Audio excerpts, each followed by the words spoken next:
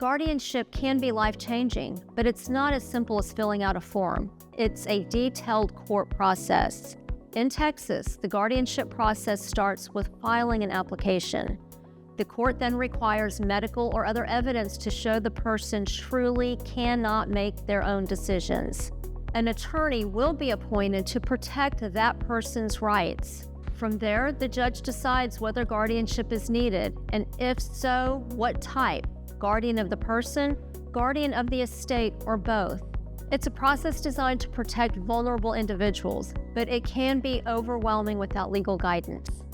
At the Ashmore Law Firm, we'll walk you step by step through the guardianship process, making sure your loved one is protected and your family has peace of mind.